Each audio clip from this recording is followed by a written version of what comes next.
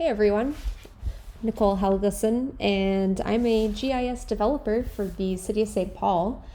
And really, I have a huge passion for front and back end coding and just love learning how to build cool apps. I'm excited to share a project that I've developed in partnership with Shared Geo. Apart from my day job, I also contribute my time to Shared Geo as their full stack developer. The initial build of this mapping project was donated by Shared Geo as part of their mission statement. And for those of you who aren't familiar with Shared Geo, they are a nonprofit and they take ideas from various entities like government and nonprofits and they build solutions with them. This project began back in March when I was approached by Steve Swayze, who is the chair of the Minnesota Emergency Preparedness Committee, and he's also the director of Shared Geo. Initially, the idea was to develop a mapping application in response to COVID.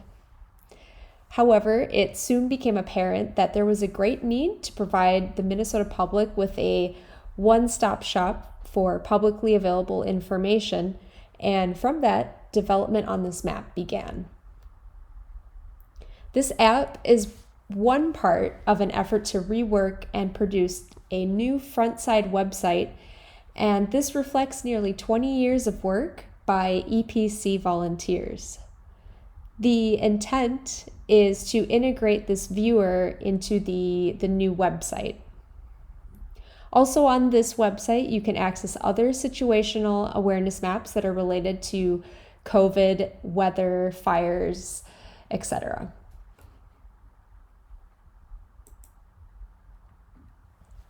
The first release of this mapping application was August of this year, and this is a starting point for a viewer which will be in continuous development going forward. I really wanted the map to be portable, and I thought that the Leaflet mapping library was a great option for a couple different reasons. First, it's open source, which means it's free to use. It also, I believe, has decent documentation and also maintenance, meaning that there's a lot of contributors to the code base. Also, Leaflet has a lot of really great plugins which have been contributed, and I made use of these as well, which I'll get into in a little bit. Leaflet was also really important because it supports GeoJSON, and this made up a huge chunk of the data for this mapping application. The other half of the data is being pulled in via the REST API from various sources. So with Steve's help, a lot of research went into gathering the data. We reviewed it and decided if it needed to be redone. And if so, it was rebuilt. Also, the icons were either created locally or they were from various other sources like Knapsack.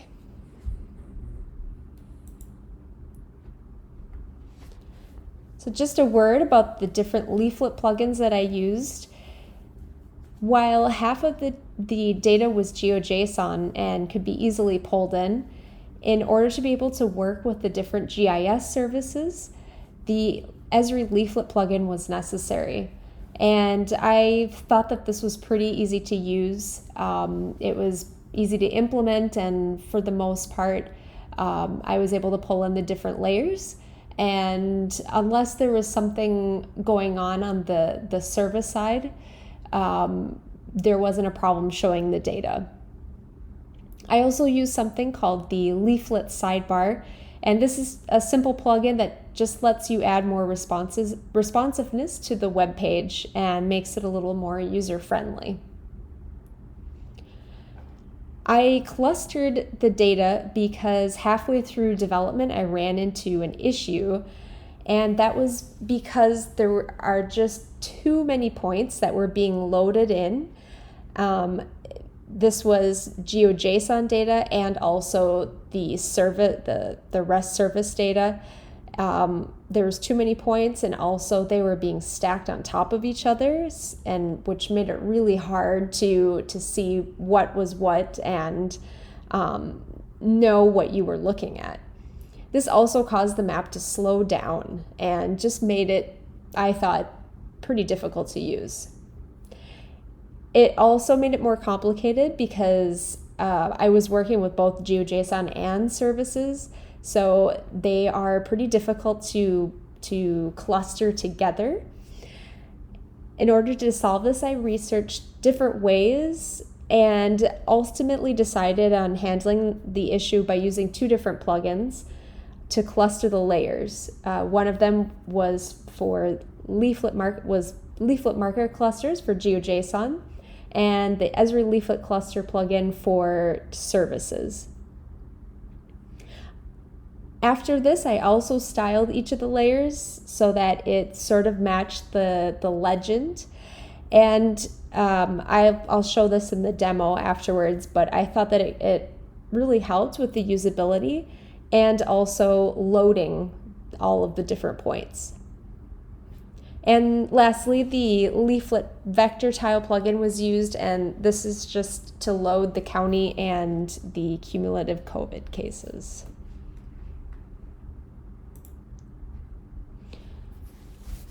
So we'll get into the actual demo. This is the link to the website that I was referring to.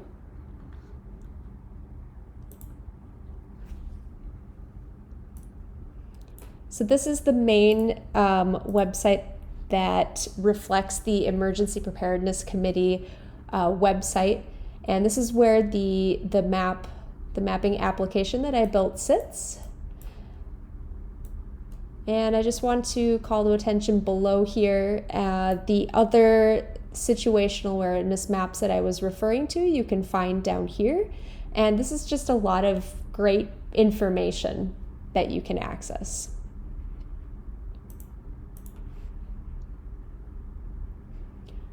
So you can also open this map full screen, which I did here, so you can get a better look at what's going on. I'll just point out a few things and have a quick walkthrough of the overall structure. Got the data tab here, and we've got our layers, which I will get into in a bit. We have an about section. I just want to point out the metadata button here. You can find everything that you need to know about the layers and the data that go into this map. The data sets that were collected or created, as well as how we arrived to creating these data sets. And just a quick help section as well.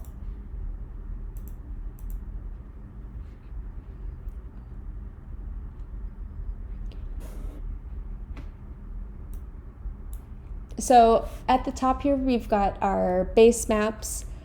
These are just some simple base maps that you can turn on and off.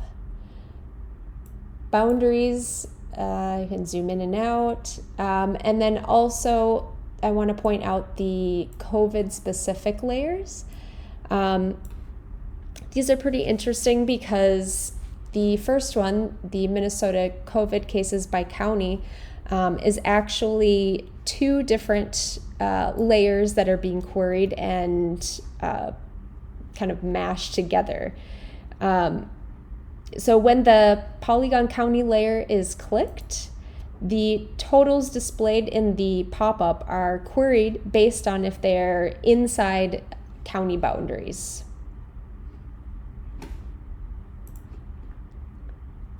Another layer I want to point out is the cumulative COVID cases by county per 100,000 for the entire US. And this data is coming in from the New York Times, and it's also updated once a day about noon. And it's the only valid time for an update from all of the states. And here you can see, you can change the dates. So you can kind of see a progression of the spread of COVID.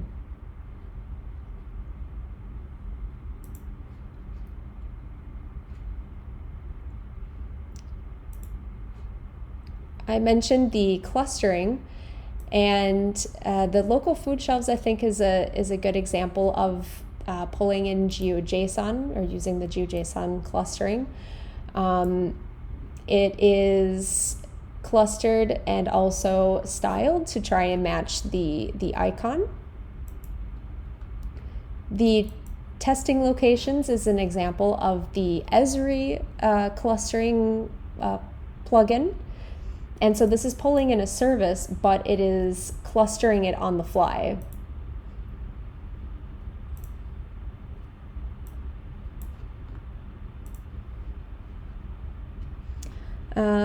Let's see.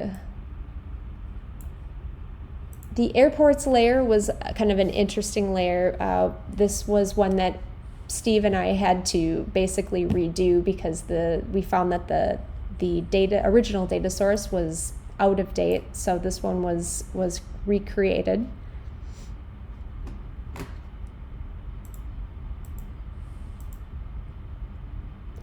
And I want to point out too, the bottom here, that there is a Minnesota National Guard layer, and this also includes armories. And what's interesting about this is that you can't find this layer anywhere else. So that's pretty cool. Let me zoom in. Right, you can see them here. So apart from these layers that I pointed out, feel free to get into this map and to click around and to see what kind of data is in here. Yeah, there's a lot of data and stuff going on in here. All right, move back to the presentation.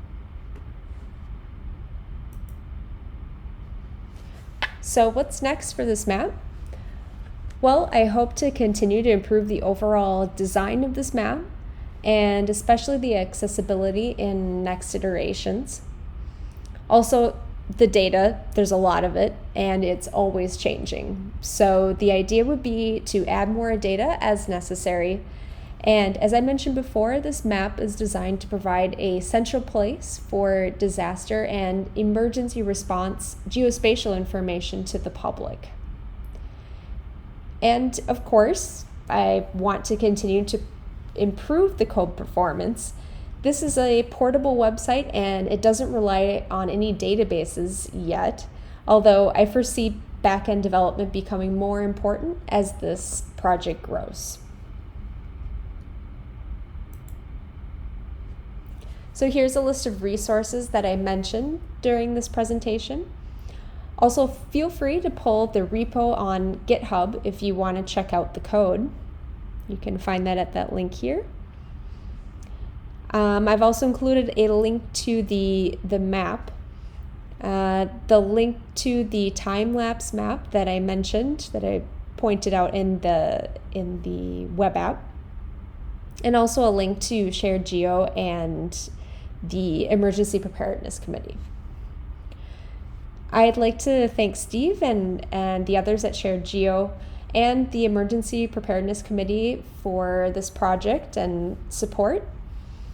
And feel free to contact me with any questions or suggestions. Thank you.